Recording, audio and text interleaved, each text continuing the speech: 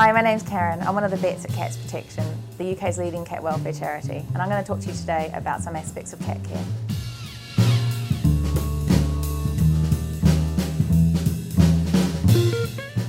Hi, I'm going to talk to you today about how to make your house cat friendly.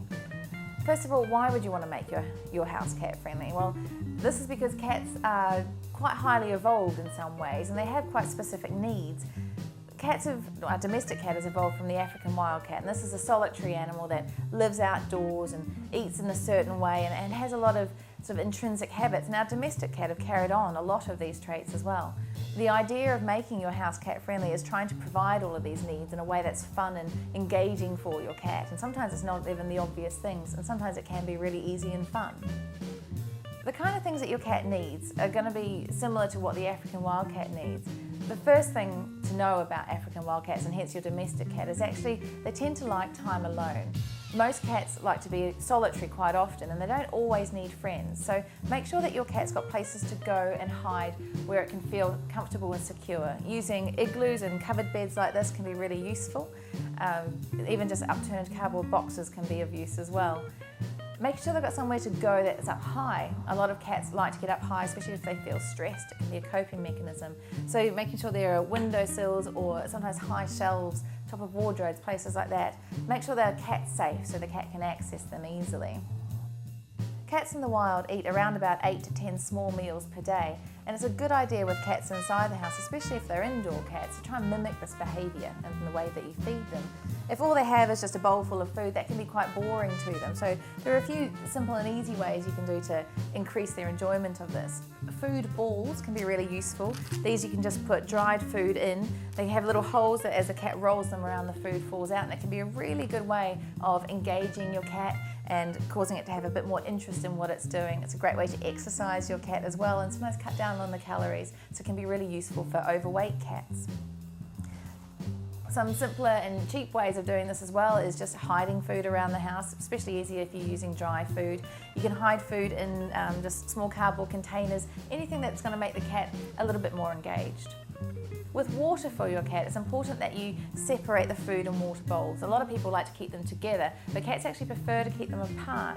And this comes from their wild ancestors who would always try and keep their prey away from water sources so it doesn't get contaminated. So it's a good idea to try putting your water bowl in a different location, or even having multiple ones for your cats to choose from. Some cats are a bit picky about water. Some of them find that plastic water bowls can taint the water and they prefer it out of a ceramic or a stainless steel bowl. Some cats really like running water. Again, that goes back to their natural trait. So they may like to drink out of a tap, or sometimes they can have little water fountains to drink from too. Cats have a need to scratch their claws for multiple reasons. They need to keep their claws healthy, but they also need to use the scent glands on their feet, and they can use it to mark territory. So scratching posts are really important. They need to have somewhere to scratch. It's a good idea to have one like this where they've got multiple perches and where the lines run longitudinally for them. Toileting is another really important aspect of making your house cat friendly. Cats can be really picky about where they go to the toilet. They like it to be private, they like it to be quiet, they like it to be clean.